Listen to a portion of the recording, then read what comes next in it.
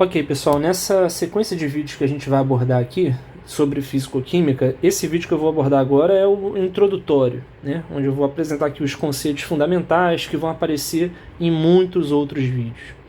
Então eu vou passar aqui primeiro pelos estados de agregação,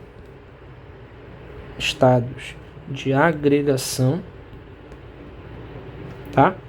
Que a físico-química vai abordar com bastante frequência, até a mudança entre esses estados. Vocês escutam falar desde pequeno, são os estados sólido, líquido e gasoso. É óbvio que existem outros estados, outros estados em condições específicas, eu não vou abordar aqui porque isso aqui é um vídeo introdutório, né? Então o estado sólido tem a característica de ter uma forma constante, no sentido de que se você tem um objeto sólido com um determinado formato, por exemplo, um formato esférico, vamos supor que você tem uma bola de ferro, tá? Só para exemplo, o formato desse objeto não muda quando você transfere de um recipiente para o outro, mesmo que o recipiente tenha um formato diferente. Por exemplo, se você tem uma bola de ferro dentro de um becker e você transfere essa bola de ferro para cima da bancada ou então para dentro de uma bacia, não importa, o formato vai ser esférico sempre. E isso ocorre por conta das características a nível molecular do sólido, né? O sólido você tem uma ordem a longo alcance, supondo que o sólido seja cristalino, porque tem outros tipos de sólidos, né? Mas no sólido cristalino você tem ordem a longo alcance. Essa ordem a longo alcance,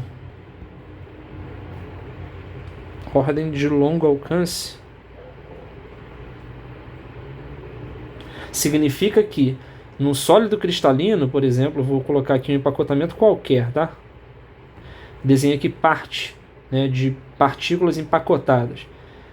Se você fosse capaz de desenhar a estrutura desse sólido lá a longo alcance, você ia observar a mesma organização. O estado sólido tem essa característica, né? E isso ocorre justamente por conta dessas partículas no estado sólido interagirem fortemente. Então a tendência delas saírem do lugar é muito pequena, né? Então você tem interações intermoleculares, interações intensas. Essas características a nível molecular explicam o comportamento macroscópico, o fato, por exemplo, de ter forma constante. Além da forma ser constante, o volume é constante. Deixa eu apagar isso aqui. O volume é constante.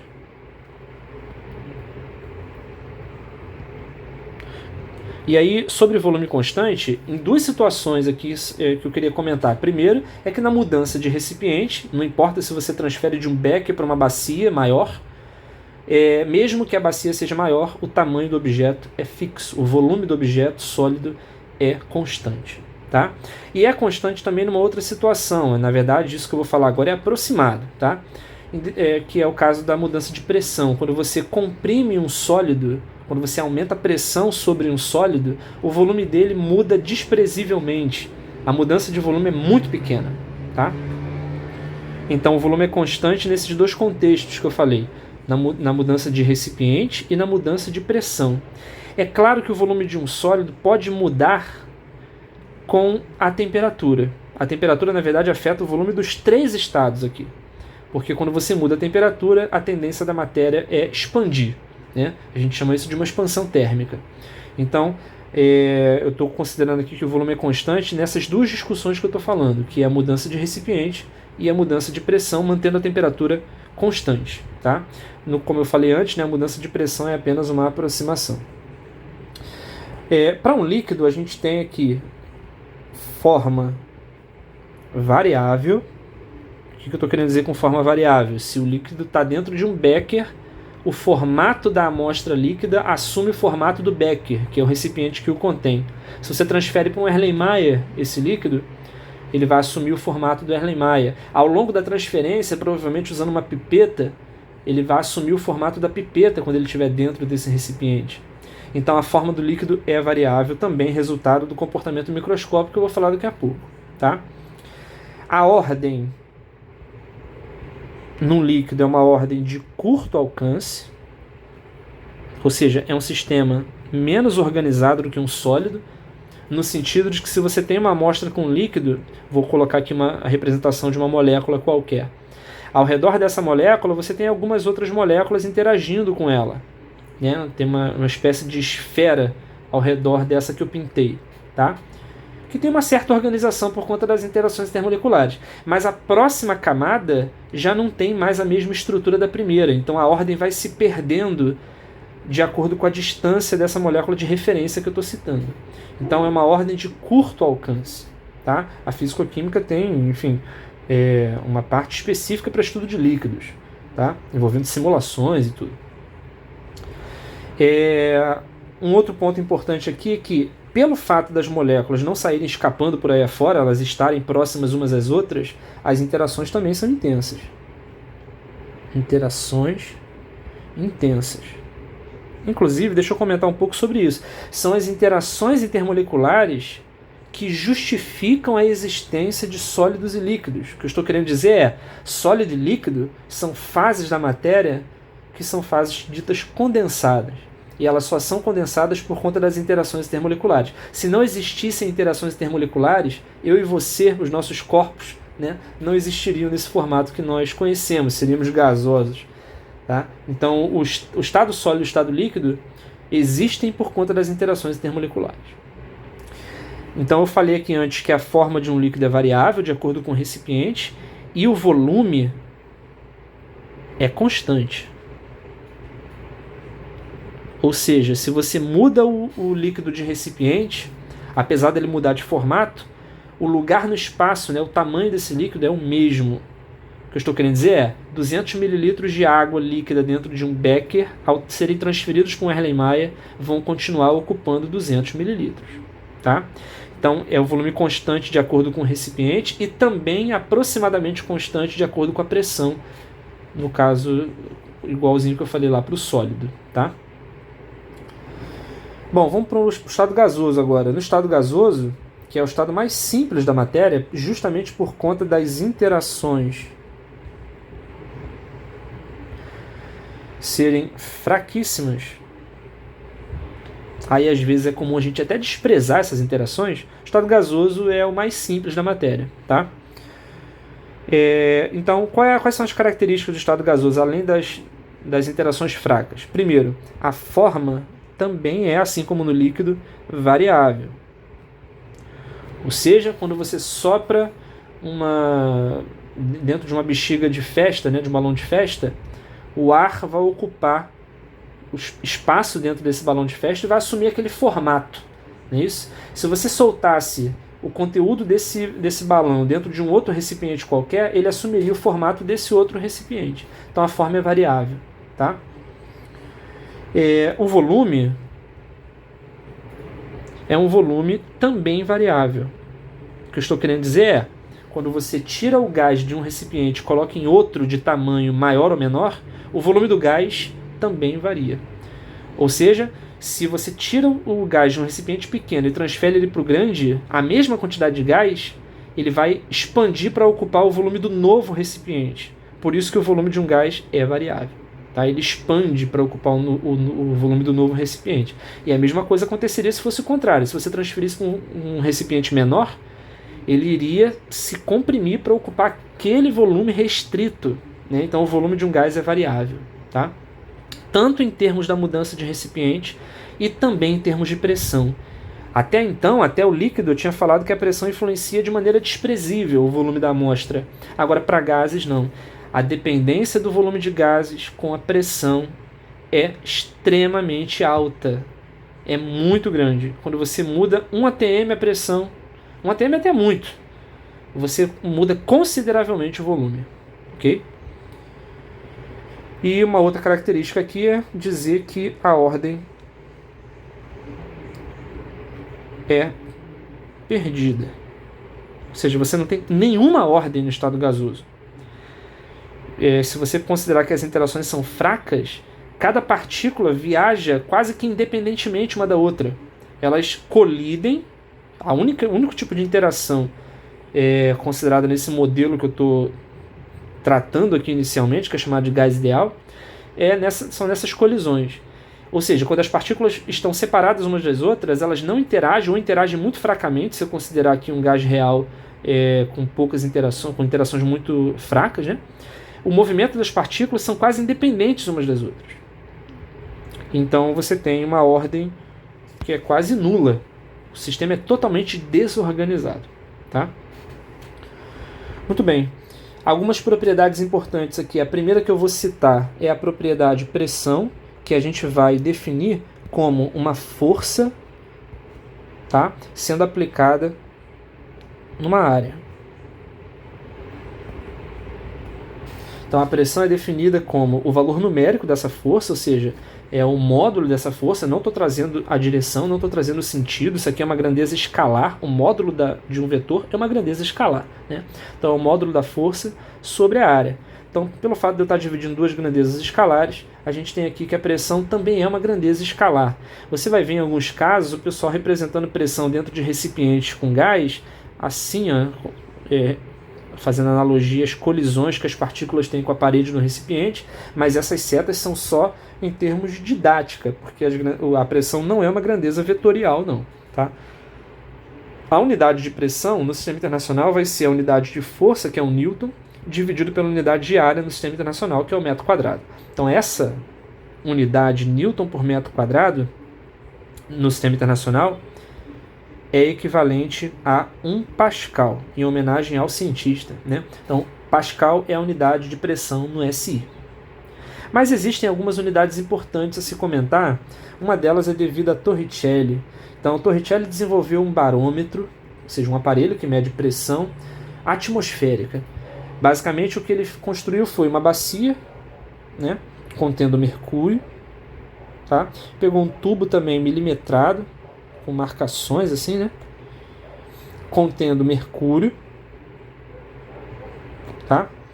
Encheu esse tubo completamente de mercúrio e virou dentro dessa bacia. Então você vai ter algo parecido com isso aqui, ó.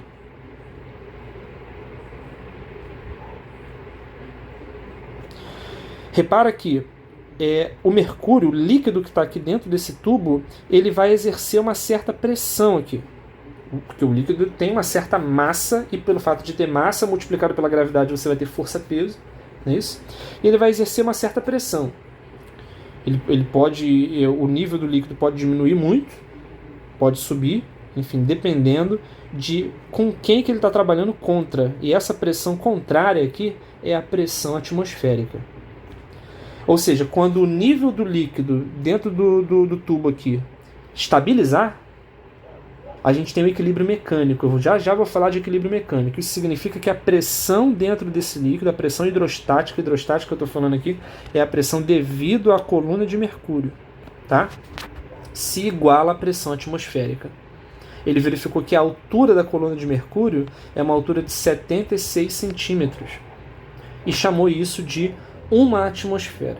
Então, uma atmosfera é a pressão exercida pela atmosfera e é equivalente à pressão exercida por 76 centímetros de mercúrio, que é a mesma coisa que 760 milímetros de mercúrio. Essa unidade, milímetros de mercúrio, recebe o nome de Thor, em homenagem a Evangelista Torricelli, né? Ou seja, a mesma coisa que 760 Thor. Tá? No sistema internacional, ou seja, se eu quiser passar 1 atm para Newton por metro quadrado ou para Pascal, a mesma coisa, isso vai corresponder a 101.325 Pascal. Tá? Um número meio esquisito, né? Mas é isso aí mesmo. Tá? Tem que respeitar, porque quem decide isso é a atmosfera, né? A atmosfera que exerce essa pressão e pronto, acabou. Na físico-química, é comum a gente precisar estabelecer um estado padrão, onde todas as propriedades em físico-química são estudadas nesse estado padrão. Tá? Entalpia, potencial de redução, enfim, energia de Gibbs, enfim. As propriedades em físico-química, como dependem da pressão, a gente precisa estabelecer uma pressão padrão.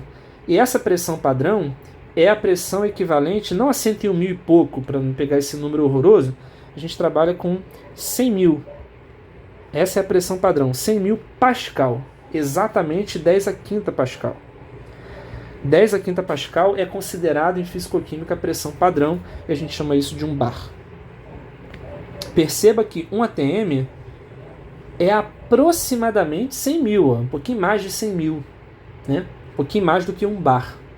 1 atm é equivalente a 101.000, aliás, 1,01325 bar. Tá? Existem muitas outras unidades de pressão, eu coloquei aqui apenas as principais. Tá? A pressão, pessoal, está associada a um tipo de equilíbrio importante chamado de equilíbrio mecânico, que eu já até citei antes ali, né, mas eu vou falar agora com mais tempo. O equilíbrio mecânico ele é definido pela igualdade de pressões. Tá? Então, se você tem dois recipientes separados aqui por um pistão que é móvel, recipiente com gases, tá? A pressão desse pistão aqui é PA, a pressão desse daqui é PB, onde PA é maior do que PB, ou seja, as moléculas aqui dentro desse primeiro recipiente ou colidem com mais violência com a parede, ou então um número maior de colisões por unidade de tempo, né? Elas vão automaticamente empurrar esse pistão para a direita. É claro que as moléculas do recipiente B também empurram para a esquerda que o pistão. Mas como a pressão de A é maior do que a de B, o resultado líquido deste fenômeno é que o pistão acaba indo para a direita. Ou seja, o recipiente que contém o gás A vai expandir, o recipiente que contém o gás B vai ser comprimido, e acaba que as pressões que eram diferentes, a pressão A, que era muito alta, e a pressão B, que era muito baixa, né? A pressão A vai diminuir por conta do recipiente A estar expandindo, a pressão B vai aumentar por conta do recipiente B estar sendo comprimido, e quando elas se igualarem, ou seja, quando PA for igual a PB, o pistão para de se movimentar, e é daí que vem o nome de equilíbrio mecânico. É caracterizado pela igualdade de pressões. Tá? Bom, vamos à temperatura. A temperatura é um conceito um pouco difícil de definir nesse momento agora, mas eu vou colocar uma definição que seja pelo menos satisfatória para os nossos interesses atuais. Tá? Então a temperatura ela é definida como uma medida da energia cinética média, né? Que seria, vamos supor que você tenha um gás onde todas as partículas sejam idênticas umas às outras. A energia cinética média nada mais é do que a massa de cada partícula multiplicada pela velocidade média ao quadrado sobre 2. Essa é a energia cinética média de cada das partículas desse gás. Obviamente que algumas partículas têm velocidade mais alta, outras mais baixa, mas a velocidade média é essa grandeza aqui que eu estou tomando, né? Então, quando ela entra nessa expressão, mv médio ao quadrado sobre 2, eu tenho a energia cinética média. Quanto maior a temperatura, maior é essa energia cinética média das partículas desse gás. Tá? Isso é resultado de uma teoria chamada teoria cinética, eu não vou abordar isso aqui, eu só estou trazendo um conceito de temperatura que é limitado, tá? Mas que vai ajudar a gente para os nossos propósitos atuais. Um outro conceito que é importante de se falar de temperatura ainda é que a temperatura é uma propriedade que governa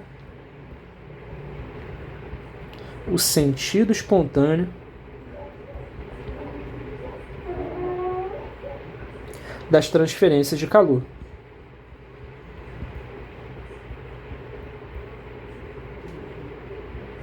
No sentido que, se você tem um corpo quente, um corpo que eu vou chamar de corpo A, e um corpo frio, corpo B, tá? É espontâneo que calor flua do corpo quente para o corpo frio. Beleza? E esse fluxo de calor vai acontecer até que a temperatura, eu vou dizer aqui que a temperatura do corpo A é maior do que a do corpo B, né? Eu coloquei as cores de propósito. Então a temperatura do corpo A vai diminuir por conta da perda de calor. Tá? A temperatura do corpo B vai aumentar por conta do recebimento de calor. E no momento que as temperaturas se igualarem, o fluxo de calor, num sentido só, vai cessar. Né? Você até pode ter transferência de energia a nível molecular ali, mas ocorre nos dois sentidos, em equilíbrio, os corpos estão em equilíbrio, né? E a gente tem o chamado equilíbrio mecânico. Equilíbrio mecânico, ó, equilíbrio térmico. Assim como o equilíbrio mecânico é definido pela igualdade de pressões, o equilíbrio térmico é definido pela igualdade de temperaturas. Tá? Eu acho que nesse momento aqui vale a pena dizer que tem duas unidades de temperatura que são muito importantes, que é o grau Celsius geralmente muito comum aí nos termômetros, né? Mas uma outra unidade, que é a unidade no sistema internacional, é o Kelvin, que é a unidade da temperatura termodinâmica. Muito, muito relevante aqui. Para converter uma na outra, aqui vale a pena citar que a conversão não é multiplicativa, mas sim aditiva. Então a temperatura em Kelvin, que eu vou simbolizar como T maiúsculo, é igual à temperatura em graus Celsius, eu vou simbolizar como θ, mais 273,15. Ok? Atenção para esta representação que eu coloquei aqui na equação. Repara que a temperatura em Kelvin está dividida pela sua unidade. A temperatura em graus Celsius está dividida pela sua unidade. A gente coloca dessa forma de propósito para que quando você substitua o valor na variável que você queira substituir, você substitua com a unidade e essas unidades se cancelem. Por exemplo, se você quiser transformar, né, a temperatura de 20 graus Celsius para Kelvin, então você substitui tudo, número e unidade aqui. Isso vai ficar T sobre Kelvin igual a 20 graus Celsius sobre graus Celsius mais 273,15. É claro que você pode cancelar aqui a unidade, este é o objetivo de ter um grau Celsius aqui no denominador, tá? Você vai ter T sobre Kelvin, e agora perceba a importância de cortar essas unidades. Você vai somar dois números sem unidade agora. Então, T sobre Kelvin é 293,15. Isso aqui é um número sem unidade, mas que passa a ter unidade quando eu passo esse Kelvin multiplicando. Então, T igual a 293,15 Kelvin. Então é muito importante citar isso, porque é um vício dos alunos usar a fórmula nesse estilo aqui, né? E aí você substitui aqui por 20 graus Celsius. Na verdade, o vício é substituir só o valor, né? 20 mais 273,15, você vai encontrar que T igual a 293,15, só que isso não tem unidade. Isso não tem unidade porque os números que aparecem aqui em cima também são sem unidade. E não faz sentido, porque a temperatura tem que ter uma unidade. É uma grandeza dimensional, tá? Então, para que isso aqui tenha unidade, a gente representa dessa outra forma que eu coloquei aqui em cima, tá? Se você substituir aqui 20 graus Celsius, você nem pode fazer essa soma, inclusive, porque essa primeira parcela da soma tem unidade e a segunda não tem. Então, olha só a relevância de você dividir pelas unidades, né? Para cancelar e tudo fazer sentido de maneira dimensional. Quando a gente faz conta em físico-química, a gente faz conta com os números e suas unidades. Essa talvez seja uma das coisas que eu mais cito com os alunos, tá? Bom, já que eu defini temperatura, vale a pena falar da lei zero da termodinâmica. A lei zero da termodinâmica é uma lei de três corpos. Então, se você tem um corpo A, um corpo B e um corpo C, e a temperatura do corpo A é igual à temperatura do corpo B, ou seja, eles estão em equilíbrio térmico, tá? E a temperatura do corpo B é igual à temperatura do corpo C, ou seja, eles também estão em equilíbrio térmico, automaticamente a temperatura do corpo A é igual à temperatura do corpo C. Eles também vão estar em equilíbrio térmico. Parece uma lei muito bobinha, né? Porque é óbvio que se a temperatura de A é igual a de B é igual a de C, a de A é igual a de C. Matematicamente isso é óbvio. Mas isso tem relevância, do ponto de vista científico, no funcionamento de termômetros. Então, todo mundo sabe desde criança que termômetros são usados para medir a temperatura do nosso corpo, né? A temperatura de qualquer material, mas aquele termômetro de mercúrio é muito usado para medir a nossa temperatura corporal, tá? E ali, no experimento de medir a temperatura de uma criança, por exemplo, com febre, a gente tem três corpos envolvidos. O corpo A seria o corpo da criança. O corpo B seria o bulbo do termômetro, que é aquela pecinha metálica na ponta do termômetro. E o corpo C seria o mercúrio, que é o líquido, né? O metal líquido no interior do vidro, no interior do termômetro. Olha que interessante. Quando você coloca o termômetro lá debaixo do braço da criança, o corpo da criança transfere calor para o bulbo, até que os dois fiquem na mesma temperatura, até que o equilíbrio térmico seja estabelecido, tá? O bulbo aquecido transfere calor para o mercúrio, até que o equilíbrio térmico seja estabelecido. Quando o equilíbrio térmico entre o corpo da criança e o bulbo, e entre o bulbo e o mercúrio for estabelecido, você garante que a temperatura do mercúrio, pela lei zero, seja igual à temperatura do corpo da criança. Ou seja, o que você mede, na verdade, não é a temperatura da criança, mas é a temperatura do mercúrio, que pela lei zero é a temperatura do corpo da criança. Tá?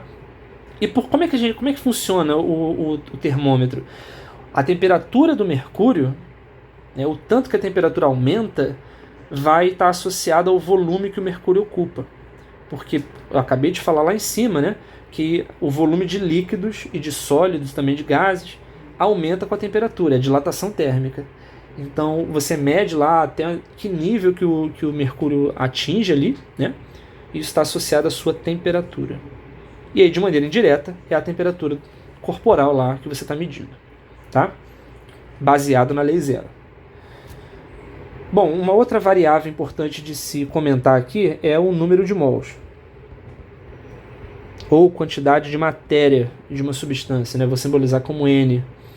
O número de mols vou definir aqui, né? Um mol é definido como um conjunto, uma quantidade de matéria que corresponde a 6,022, aproximadamente, tem outras casas decimais aqui, tá?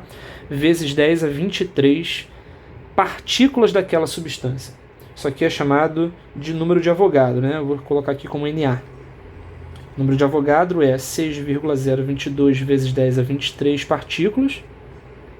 Então não vou nem colocar unidade aqui porque é contagem de partículas, né? Por mol. Isso aqui é equivalente a um mol. Então, por mol. A unidade no número de Avogadro é, então, mol menos 1, né? Porque já que ele está no denominador, eu posso colocar ele como mol menos 1. Tá? O número de partículas presente numa amostra vai ser este número de Avogadro, que tem unidade de mol menos 1, multiplicado pelo número de mols. Ou seja, se você tiver 2 mols, isso aqui tem unidade de mol, né? Se você tiver 2 mols, então 2 vezes esse valor, 3 vezes esse valor, se tiver 3 mols, e assim por diante. Tá? Então o número de partículas é o número de mols multiplicado pela quantidade de partículas em 1 mol. Mol e mol menos 1 eu posso cancelar, não é isso? E o número de partículas não tem unidade. Tá? Bom, outra grandeza que vale a pena citar aqui é o chamado... Na verdade, eu vou colocar primeiro a massa molar. A massa molar, que eu vou colocar aqui representada por M maiúsculo, é a massa equivalente a 1 mol da substância. Então, se você tem uma balança aqui imaginária e você coloca aqui em cima 6,022 vezes 10 a 23 partículas dessa substância que você está analisando, pode ser, por exemplo, átomos de sódio, tá? Então, a balança vai te fornecer um número que é chamado de massa molar. A massa molar é, então, a massa equivalente a 1 mol da substância. A gente diz aqui, no caso da massa molar do sódio, a gente sabe de cabeça porque a tabela periódica fornece essa informação. Né? De tanto trabalhar, a gente grava. É equivalente a aproximadamente 23 gramas. Isso significa que 23 gramas de sódio é a massa correspondente a 1 mol de sódio. Então você já sabe aqui, olhando para essa fração, qual é a unidade de massa molar. A unidade de massa molar é grama. Isso não é no sistema internacional, tá? É uma unidade comum. Grama por mol. Tá? No sistema internacional seria o quilograma por mol, é isso? Muito bem. Se você quiser saber quantos gramas tem numa amostra, basta você pegar a massa molar da substância que está ali presente e multiplicar pelo número de mols. Né? Se você tiver 2 mols, vai ser o dobro desse valor. 3 mols vai ser o triplo desse valor. Então, para tantos mols, é N vezes esse valor da massa molar. Assim você vai obter a massa total da amostra. Você já deve ter visto essa expressão aqui antes, dessa forma. Número de mols, passando aqui a massa dividindo, né? Massa molar dividindo. Número de mols é massa dividido pela massa molar. Essa expressão é muito comum. Né? Perceba que ela faz sentido dimensionalmente, porque a massa é em grama, a massa molar é em grama por mol, como eu falei agora há pouco, né? Você pode cancelar o grama com grama, o mol menos 1 sobe, e a unidade do N acaba sendo mol, como é de se esperar. Tá? Bom, uma outra grandeza aqui importante é o volume molar.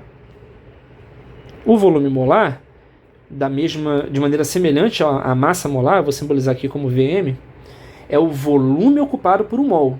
Então, se você tiver, por exemplo, água líquida, da água líquida, 1 mol de água líquida, vou armazenar essa água líquida dentro de um copinho assim, ó. Então, aqui dentro tem 6,022 vezes 10 a 23 moléculas de água. O volume que essa água líquida ocupa é chamado de volume molar, tá? Para água líquida na temperatura de 25 graus Celsius, é importante definir a temperatura porque aumentar a temperatura muda o volume da água, a gente falou disso, né? Sólidos, líquidos e gases. A pressão afeta pouco, mas eu vou definir aqui um ATM. O volume molar da água líquida, o volume ocupado por esta quantidade de moléculas, é de 18 ml aproximadamente. 18 ml para cada mol. Então, olha só a unidade de volume molar que eu usei aqui, né? É claro que no sistema internacional seria metro cúbico por mol, mas aqui eu decidi usar mililitro por mol. Para gases, esse volume é bem maior, é da ordem de litros. Então, a gente tem tantos litros por mol. Essa é a cara da unidade do volume molar, né? Litro é volume por número de mols. O cálculo do volume molar é feito, na verdade, o cálculo do volume da amostra, é feito multiplicando o volume molar pelo número de mols que tem nessa amostra, né? Então, o volume molar, se eu passar o N dividindo, a gente vai ter que o volume molar é o volume por número de mols. Ou então você poderia escrever de maneira semelhante a que eu coloquei lá em cima, passando o volume molar dividindo, né? O número de mols é o volume pelo volume molar. Da mesma forma que o número de mols é massa sobre massa molar, também é volume por volume molar, tá? Muito bem, então já defini o que é massa molar, já defini o que é volume molar. Se você tiver uma mistura de 2 gases, por exemplo, dentro desse recipiente aqui, você tem partículas que eu vou colocar em azul aqui, tá? E partículas que eu vou colocar em roxo. O roxo e o azul são parecidos em cor. Vou colocar em verde para ficar bem clara a diferença, tá? Então, supondo nesse meu modelo simplificado que cada bolinha é equivalente a 1 mol, eu vou dizer que o número de mols da substância o número de mols da substância em azul, que eu vou chamar de A, é 1, 2, 3, 4, 5, 6, 7, 8 mols. Nessa mistura, o número de mols da substância em verde, que eu vou chamar de B, é 1, 2, 3, 4. O que é a fração molar, então? A fração molar de um participante, eu vou definir aqui do participante A, por exemplo, é do total em número de mols presentes na mistura, o quanto desse total corresponde à substância A. Então, o número de mols da substância A dividido pelo total, tá? Neste exemplo que eu peguei, a gente vai ter 8 mols da substância A dividido por um total que é igual a 12. Né? Quanto que dá 8 sobre 12? 8 sobre 12 dividido por 4 aqui vai dar 2 sobre 3. É isso? Que é 0,67 aproximadamente. Isso aqui é aproximadamente 67%. Ou seja, majoritariamente essa mistura é composta por A, como o próprio desenho sugere. Tá? É claro que a fração molar de B, pelo fato dele ser o outro componente para completar o sistema inteiro, tem que ser o que falta para chegar a 100%, que é 33%. Né? Se você fizer a conta, você vai chegar nesse valor. Ou seja, o número de mols de B sobre o número de mols total é 4 sobre 12. Dividindo por 4 eu vou ter 1/3. Isso dá 0,33 ou 33%. Ok? Bom, o fato da soma aqui dá 100%, ou então aqui a soma dá 1, né? 100% é a mesma coisa que 1, a gente pode provar. Porque se você tiver várias substâncias presentes, A, B, C, enfim, não precisa ser 2, pode ser várias. O somatório do número de mols, olha só como é que eu vou representar isso. Ó. Somatório do número de mols. Tá? De todos os números de mols presentes, vai ser o quê? Vai ser, na verdade, o somatório do número de mols, não, perdão. O somatório das frações molares, né? Aqui o que eu somei foram frações molares. Então, o somatório das frações molares vai ser o somatório.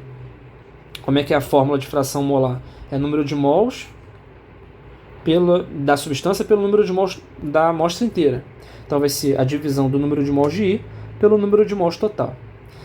Como isso é uma soma, o número de mols de I de cada componente é diferente, mas o número de mols total em cada parcela dessa soma é igual. Então eu posso colocar em evidência nessa soma. Isso aqui vai ficar 1 sobre N, somatório em I, de NI.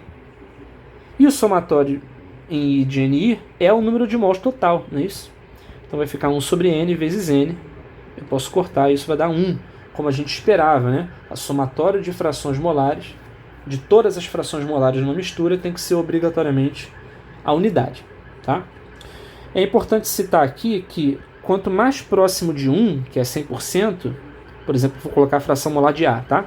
Quanto mais próximo de 1, mais próxima a sua mistura é do componente A puro.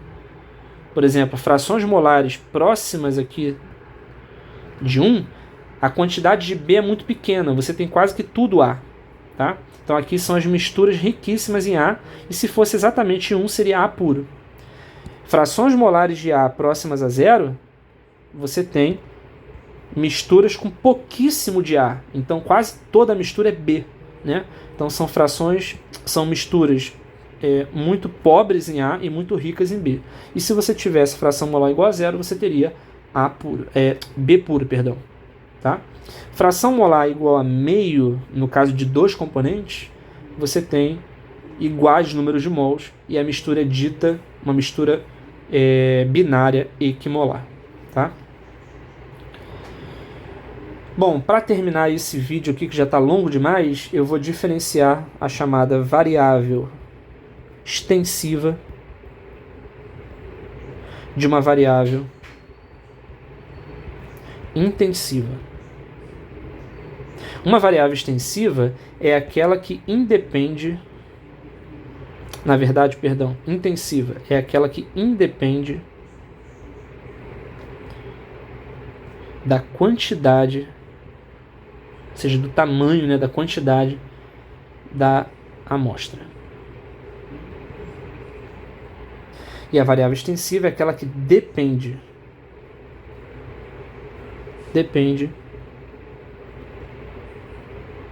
da quantidade da amostra. Como assim? Exemplos de variável extensiva. A massa é uma variável extensiva, no sentido de que quanto mais daquela substância você tiver ali na sua amostra, maior é a massa da amostra, né? O volume também é uma variável extensiva. Quanto mais partículas você tem ali, por exemplo, numa esfera de ferro, quanto mais átomos de ferro você tem na sua amostra, maior é o volume dessa esfera. Tá? Outros exemplos de variáveis extensivas, agora um pouco mais complexas, que eu nem defini ainda. A energia interna, a entalpia, a energia livre de Gibbs, a entropia, a energia livre de Helmholtz, são todas variáveis extensivas. Quanto mais partículas você tem na sua amostra, maior é o valor dessas variáveis. Então depende da quantidade da amostra. Uma variável intensiva é aquela que independe. E aí tem uma coisa interessante aqui. Quando você divide cada uma dessas variáveis que eu citei ali em cima pelo número de mols, você obtém as suas versões molares. Então, massa, aqui ó, variável extensiva, tá? Massa pelo número de mols vai te dar a massa molar, que é agora não mais extensiva, mas sim intensiva. Então, quando você divide uma variável extensiva pelo número de mols, você obtém uma variável intensiva, que é a sua versão molar, tá? Então, volume pelo número de mols vai te dar o volume molar, que também é intensivo. Energia interna pelo número de mols vai te dar a energia interna molar, que também é intensiva. Entalpia pelo número de mols, entalpia molar, e assim por diante. Tá? Não precisa ser só pelo número de mols, você pode dividir, por exemplo, pelo volume. Então, massa por volume vai te dar a densidade da amostra, que é uma propriedade intensiva, não depende da quantidade. O que eu estou querendo dizer com isso? Se você tiver uma amostra de ferro, uma esfera de ferro, você vai lá e corta um pedaço, quebra aquele material de ferro. Esse pedacinho que você tirou, que tem uma quantidade muito pequena, vai ter exatamente a mesma densidade que o original, que é muito grande. A mesma coisa acontece, por exemplo, com a concentração comum. Concentração molar, perdão. Você vai lá na praia, supondo que a concentração seja homogênea em todo o oceano, né? Você pega um barco, vai lá para o meio do mar, tira uma alíquota de água do oceano. A concentração molar é o número de mols, que é uma propriedade extensiva, dividido pelo volume, que também é extensivo. Então você vai obter uma propriedade que é intensiva. Então, ao pegar essa alíquota da água do oceano, a concentração de sal nessa água, mesmo que seja uma amostra pequena, é exatamente a concentração de sal em todo o oceano, porque não depende da quantidade. Tá certo? Bom, essa foi uma aula sobre variáveis, propriedades de estado, né? Variáveis de estado, perdão. E depois a gente vai abordar outros assuntos importantes em físico-química. A gente fica por aqui. E até o próximo vídeo. Não esquece de deixar aí comentários, curte esse vídeo, envia para quem precisa, porque físico-química a gente sabe que não é um assunto muito fácil, tá? Até o próximo vídeo, gente.